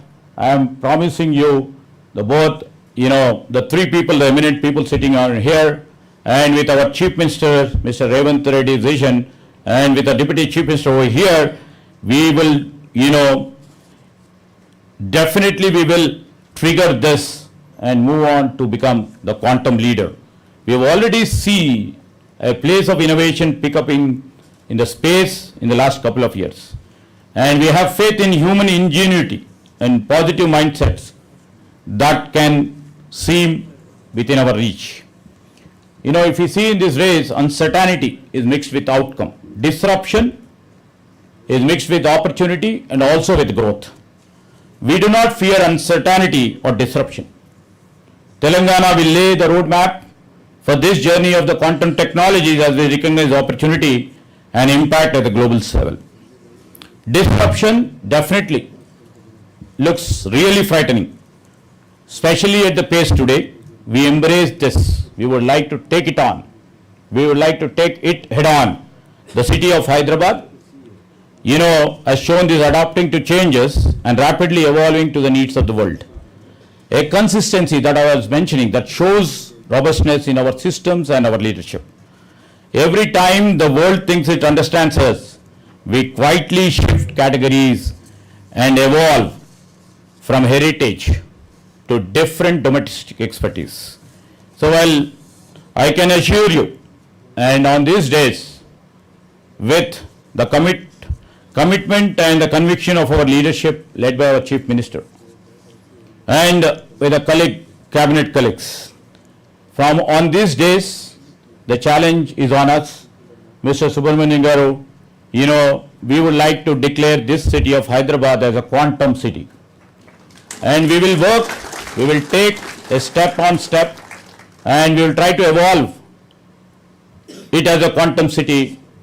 We need all your support in making this city as a quantum city. And coming back to what the other speakers were mentioning on this area, before that I proceed to, we have been taking the disruptions in a very positive way. Technology in each and every second is trying to disrupt any domain expertise of our industries. And we have imbibed it. If you have seen it, our city is a city of heritage. We always used to proclaim that, we have Charminar, and we have been built over the past many kings, our Kakatiyas, the Shalivanas, our Shatavanas. But now we have moved to become the leaders in terms of the industry. From heritage, now we are the leaders in IT, we are the leaders in pharma, and we are leaders in terms of turning technologies. Now, if I can say that in the defense and aerospace too, we are trying to prove ourselves that we become the leaders for tomorrow. This year, we could outpass our software exports compared to our software, and also into the pharma, our defense and aerospace exports, Telangana has surpassed. And I always keep saying, now the time has come. And Ms. Ghosh, you have to literally aid and assist us. Now we are trying to scale up from back office capability to the value added centers. Now we are trying to design ourselves from global capability centers to move on to become the global value centers. So from low cost labor arbitrage, where the leadership from different parts of the world has chosen us, keeping in view of the skill, keeping in view of the digital infrastructure, keeping in view of the spirit of our young and the grey minds which are available. Now it's a high time that we transform ourselves from GCCs to GVCs. And these are the steps what we are taking, and we are just not trying to build a facade. Beyond the facade, we are trying to bring in the system which will make the facade a reality. When we speak the language of reinvention fluently, and when the quantum technology tsunami definitely arrives, we should make ourselves ready. There is no uncertainty, but we are trying to create the momentum to face it. Today, Telangana already hosts, one of the deepest research corridors. Over 52 R&D institutions are here, as said by Niti Aayog's a member, and 30 plus universities. And countries' reputed academic institutions like IIT, IIIT, TIFR, NIIT, BITS, ISB, CCMB, Osmania University, JNTU, last but not the least, my own university, the Central University. More than 380 global tech innovation centers, building advanced systems, and growing cluster of quantum research and deep tech startups, a number that look small today and inevitable tomorrow. We are building a quantum capability from ground to connect with intellectual capabilities that are already built. That is why this is the only state, this is the first state as said by Subramanian Garu. We are not launching a policy which we have launched through the hands of our CEO Niti Aayog and also the member Niti Aayog, that we are not launching a policy, sir. We are declaring a direction. Telangana would become the first state in India with a formal long-term quantum strategy, one aligned with the national quantum machine but designed to move faster, designed to really experiment earlier and deploy at a great scale. And this roadmap is built around one belief. The future will not be shaped by those who compute fastest, but by those who dare to compute differently. The strategy creates research infrastructure, innovation hubs, the quantum AI test beds, and talent pathways. It also prepares financial systems to strengthen cryptography before the quantum breaks it. It prepares life sciences to accelerate drug discovery that would take classic computing centers. It prepares public systems, defense and critical infrastructure not only to adopt quantum but to influence the global standards. And here is the truth that many don't hear clearly enough. The quantum era will not belong to those who make the hardware. It will belong to those who imagine that the humanity will do with it. That is where Telangana intends to lead, and that is where we mentioned in our policy. Not as a passive user, not as a late beneficiary. As rightly said by Subramanian Garu, do we want to be a follower or a leader? You just asked us the question. We would always, in all streams, here we are trying to prove ourselves to be a leader, and the world should follow. And we would like to love to be a leader all the time, sir. And we won't take the fruits as a late beneficiary. This is a region that helps the world decide that is scientifically possible, ethically acceptable, and economically transformative. To the students here, the young brains over here, if AI taught how the world learns you to machines, how the world machines learn, then quantum will teach us how to solve what we once believed unsolvable.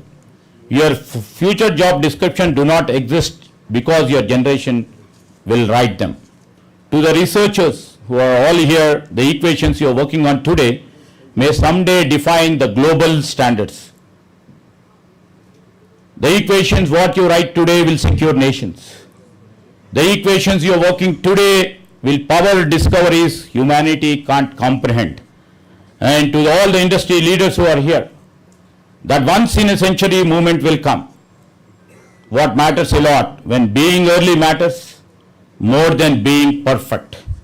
As we built a digital driven economy, we would also build quantum economy for the state of Telangana. That is also a broad and enlightening vision of Telangana Rising 2047, where we are presenting our vision document by our Chief Minister, Mr. Revanth Reddy, on December 8th and 9th, and through a solid philosophy that the nation that lead in quantum won't just compete, they dominate the future of security, innovation and prosperity. And in fact, I would like to respond to a few things what the eminent people who have told about what the Telangana should do. When they've been mentioning about our presence in very strong ecosystem in terms of the IT or the software or the AI, which we are trying to build a robust AI system. When Ajay Chaudhary was mentioning about the quantum secure, we are already working on it. We would like to take the cues from his suggestions. And also to lay the stress on research, we are working out with all the premier institutions, how should we move forward. And in terms of Subramanian's observation, where he already mentioned why he chose Hyderabad as one of the key areas where the quantum can be led and where we can produce the quantum scientist, where the digital infrastructure should be built still more robust to encompass, embrace and integrate quantum into the systems. And when he mentioned about, this point of me mentioning about GCCs to make as GVCs is what you mentioned, from pilot to platform is the main idea and main theme of our agenda. We will try to build on it. And, few other things what I would like to mention. When AI has come into picture, now the quantum is trying to surpass it. We would like to, because recently the Chief Minister, Mr. Revanth Reddy, has also declared, by March, we are going to start, fund of funds for the startups and for the innovation. And this fund of funds will be the first ever initiative by our Telangana government. And this will try to infuse lots of energy and spirit in the young entrepreneurs, not only in the traditional software, but also in terms of AI, in terms of the quantum too. So this fund of funds, we would like to really put it across. The industry leaders are also here. They will be the part and parcel of this fund of funds. And from this next financial year, because the finance minister is also here, and from the next financial year, we are trying to come up with a fund of funds. When it comes to industry, we are going to declare, because it may be from different verticals of the industry, to keep our ministry, our department within the reach of each and every industry partners who are contributing to our economy. We are just putting it across. Every week we will have an industry day, once a week with Hon'ble Secretary, Principal Secretary, or right now the Special Chief Secretary, 1 day in a week, interaction with industry partners, 1 day in a week. Once in a month, I as an industry minister would like to share their views and suggestions and try to address their issues once a month. This is our initiative from the industry sector, and we would like to move on from it. And coming down to the leaders who are here from the Niti Aayog, Hyderabad as such is the key driver in terms of contributing much to the per capita income of this country and to the GDP income of the country. That's the real reason we just thought maybe it's a Herculean and mountainous task for us to build a one trillion economy by 2034 or 3 trillion economy by 2047. The Chief Minister, with this grand vision, has envisaged this vision, and to all the elders over here, I would like to mention, with the great participation of Niti Aayog, under the leadership of the chairman and the CEO and the members, and also from the contribution from ISB and the suggestions from the industry leaders, we are trying to create a document, a vision document, Telangana Rising 2047, which shall be unveiled by our Honorable Chief Minister on December 8th and 9th, which shall be the vision of this state to see that the economy galvanizes to the next level. And when it has to galvanize, I have to, my job and my role in terms of taking the nuances of the technology into consideration, try to embrace them and try to kick start and try to convert these technologies as a major growth engines for our state economy. So let me end with this. When history looks back, we will not remember today that Telangana launched this strategy. So I would like to mention here, this day over here, we will remember that the day Telangana accepted its role in shaping a quantum era. Because Hyderabad has never been a city that waits for the future. Hyderabad is a city that's built it. Thank you, and thank you everybody for joining us. Thank you everybody. Thank you, sir, for those inspiring words. I now have the privilege of inviting another visionary leader, our Honorable Deputy CM Garu Bhatti Vikramarka Mallu, sir. He serves as the Deputy Chief Minister for Telangana and holds key portfolios including finance, planning and energy. As Energy Minister, he is expanding Telangana's power capacity and has prioritized renewables to future-proof the state's energy security. Under his leadership, Telangana is pursuing a forward-looking developmental blueprint called Telangana Rising 2047. As the Finance Minister for Telangana, he has been instrumental in the vision of Telangana Rising to propel the state's economy into a $3 trillion economy. Please welcome our Honorable Deputy CM Garu.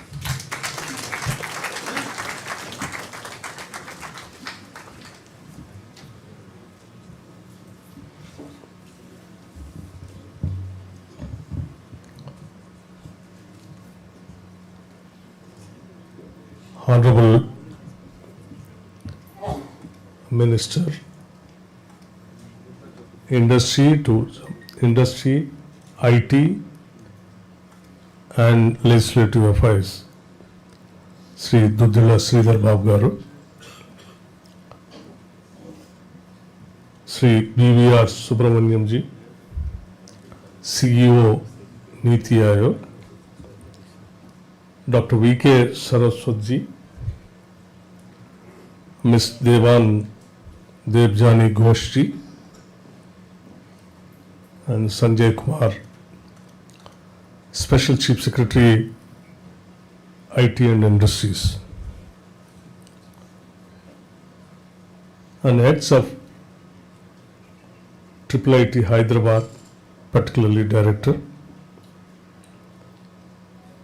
and other industry leaders, and the students of IIIT, media friends, very good afternoon to all of you.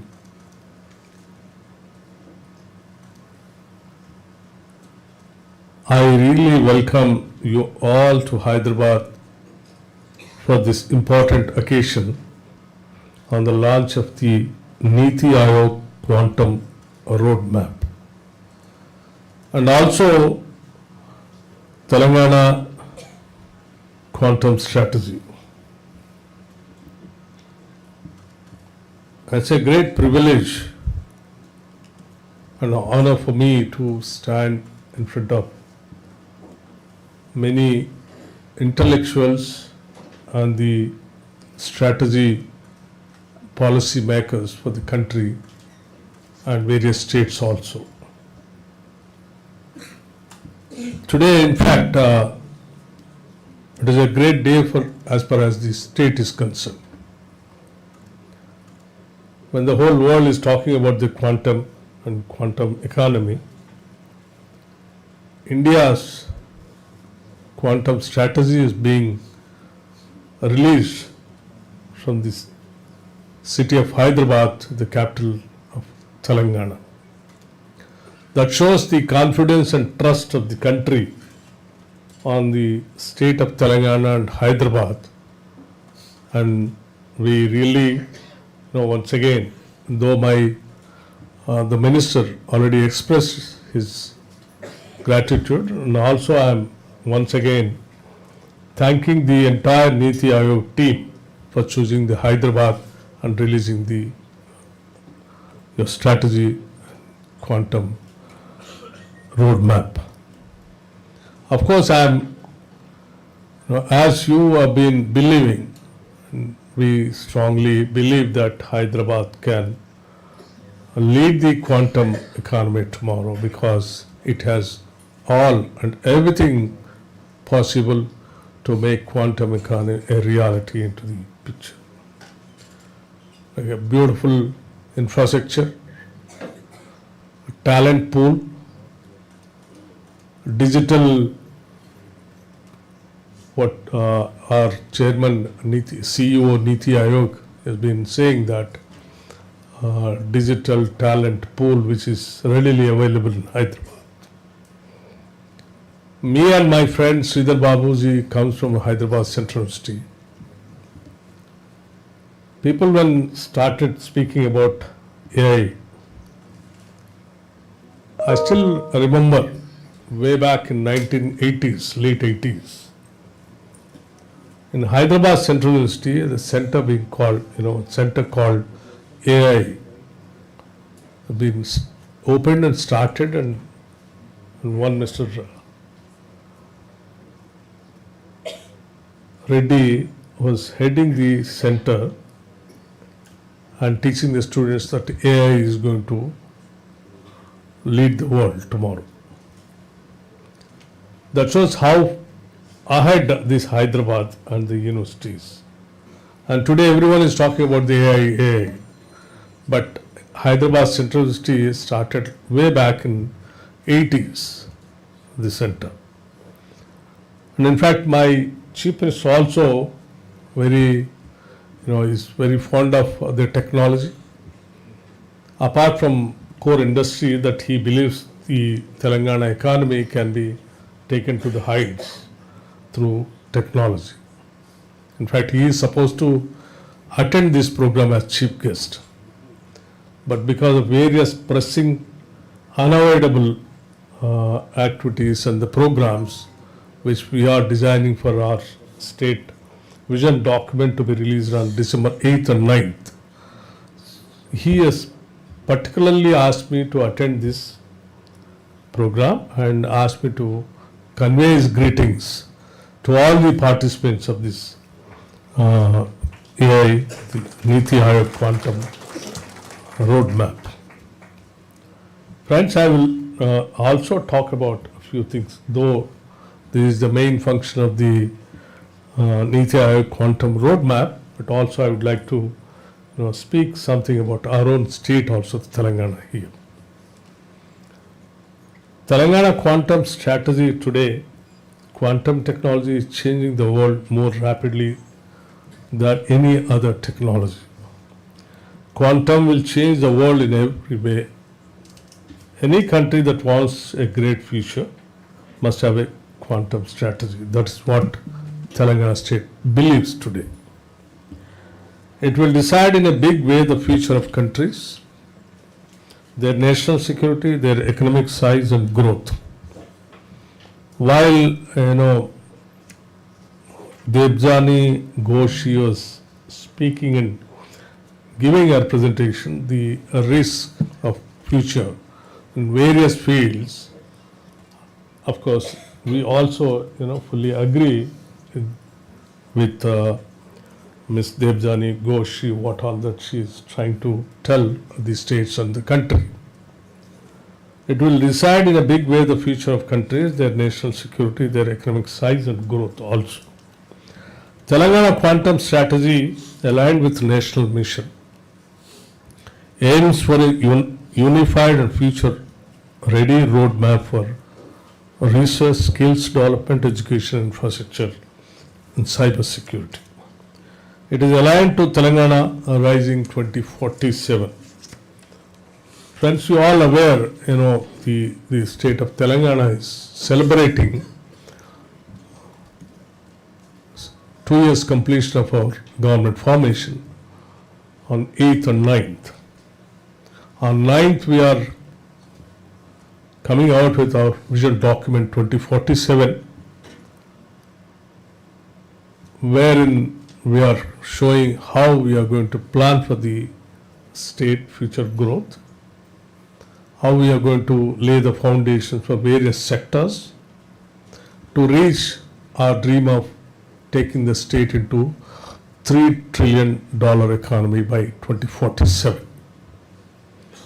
And also, while participating in this, I also request all the leaders of the industry, particularly Niti Aayog CEO and the members of Niti Aayog, please do take part in this vision document on 9th, our global summit function. With launch of our TQS, we are announcing to the world our state's commitment to building India's most advanced quantum innovation ecosystem. We will unveil not only strategy but also the implementation roadmap. We are going to encourage strong and deep industry academia partnerships also.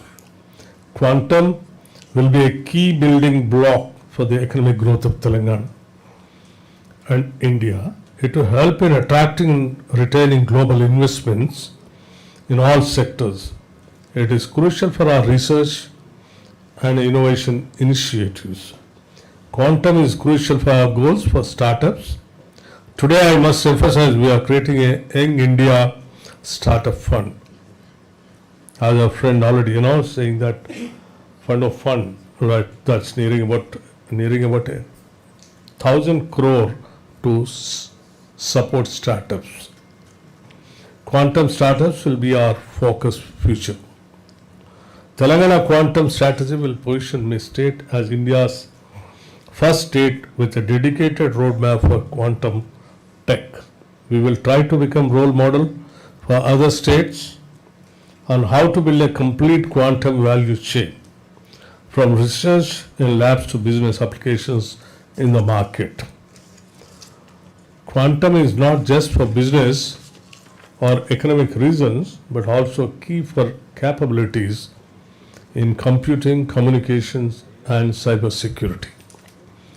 Technology will combine scientific depth, policy and vision, and vibrant execution ecosystem, which treats academia, startups, industry, and government as partners. Let us all celebrate this great day as we are taking a quantum leap as a country. And I also thank once again all the industry leaders and all the scientists, academicians who all have given the presentation on the quantum technology, and more so particularly CEO Niti Aayog and his team members, all the way coming from Delhi to Hyderabad and releasing this quantum strategy that shows Hyderabad is going to lead in this country and to the world also. I thank you once again, and we'll assure you from the government side, on behalf of the entire cabinet and our Chief Minister, Shri Revanth Reddy garu, that we will definitely keep up and our promises what all that we are making, and we'll see to that all your dreams makes into reality. This is our goal, and we're going to achieve that. Thank you very much. Thank you, sir, for your vision. To conclude this landmark event, we request our Deputy CM Garu to present a memento and felicitate Alasad sir.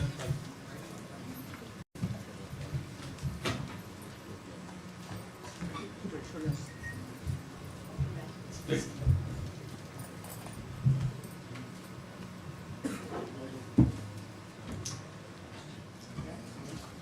Sir, from the Telangana side.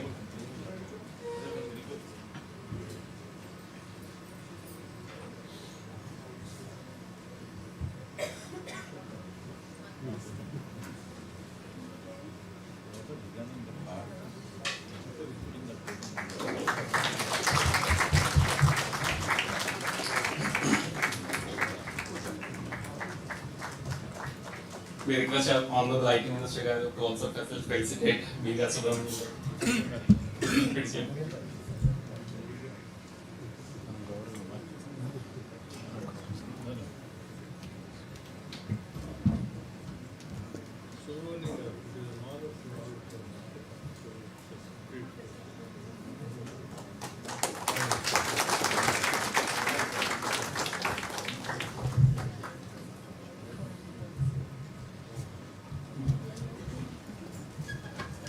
We request a memento for Devjani ma'am as well.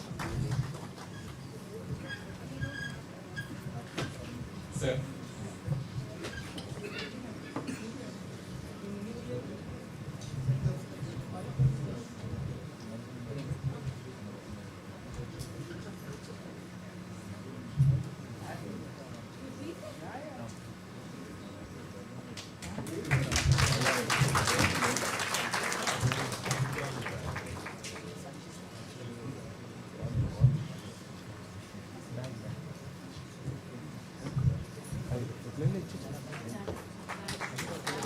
We also thank Triple IT Director Sandeep Shukla sir to please come on stage.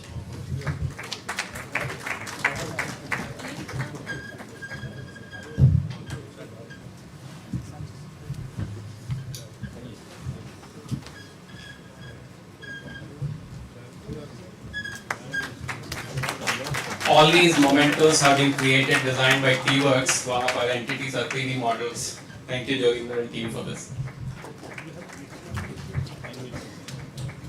So on behalf of Government of Telangana, thank you everybody for staying so late. Special thanks to Triple IT, all the delegates that have been coming here. This is a landmark event, and this work is going to be the backbone of India's quantum ecosystem. Thank you everybody, and look forward to staying here. And additionally, we have those QR codes which are the quantum reports that can be downloaded. Please join us for lunch as well. Thank you. Lunch is behind back door, sir. You just take the back door behind. Left side.